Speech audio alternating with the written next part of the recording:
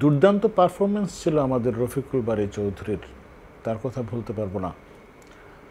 আমি তো তার কথা শুনেছি অনেক, এর আগে আমরা লন্ডনে কোনো নাটকেও তার সাথে কাজ করেছি, কিন্তু এখানে তার নিজের গ্রামে গিয়ে আমার মনে হলো যে তিনি অনেক আরও বেশি স্বাচ্ছন্দ্য বোধ করছেন।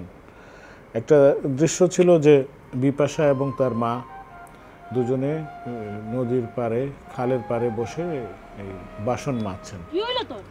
2 দিন পরে মানুষের ঘরে গেলে মানুষে কইব মা তো কিছু শিক্ষা দিছে না। আমার লইয়া তোমার চিন্তা করুন লাগতো না। বাসন মাজতে না পারলে তুমি গিয়ে মাঝে দিয়াও। তো এই শটের একটা সামনে থেকে শট একটা নেওয়া, নৌকার উপর থেকেই হয়তো নেওয়া যেতে পারতো, কিন্তু তাতে তার মনে হলো যে শটটা খুব স্টেবল হবে না। তিনি একদম বুক পানিতে নেমেই গেলেন। বুক পানিতে নেমে এই সময় কিন্তু অর্নেটের ক্যামেরার লোকে দোহাই দিচ্ছে, কোনো অবস্থায় ক্যামেরা পানিতে নামানো যাবে না। রফিকুল বারী চৌধুরী তাদের কথা শুনছেন না, বলছেন ক্যামেরা যদি পানিতে পড়ে যায় আমি তোমাদের ক্যামেরা কিনে দেব। বুক পানিতে নেমে কিন্তু তিনি সেই শটটা নিয়েছিলেন। রফিকুল বারী চৌধুরীর নিয়ন্ত্রণের কারণে মূলত আমাদের ক্রাউড হ্যান্ডলিংয়ের কোথাও কোনো সংকট হয় নাই। আমরা মূলত বিপদে পড়েছিলাম যেদিন ঝড়ের কারণে আমাদের এক রাতের শট নেওয়া যায় নাই, নৌকার দৃশ্যের সেই শটটা। আজিজুল হাকিম ভাই চলে আসলেন ঢাকায়।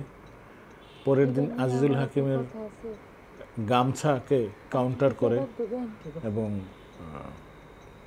বিপাশাকে একটা পর্দার আড়ালে নিয়ে তিনি যে দৃশ্যটা ধারণ করেছিলেন, আমার মনে হয়েছে যে আজিজুল হাকিম যদি উপস্থিত থাকতেন তাহলে যে দৃশ্য ধারণ করা হতো তার চেয়ে অনেক ভালোভাবে এই দৃশ্যটা ধারণ করা হয়েছে।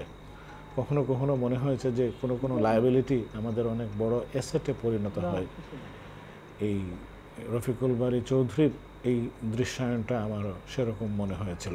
চাচা, এই দুনিয়ার মধ্যে আমার কোনো ঘর নাই, কোনো বাড়ি নাই,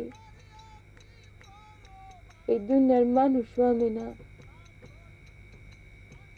আমার নিয়ে কোনো চিন্তা করেন না।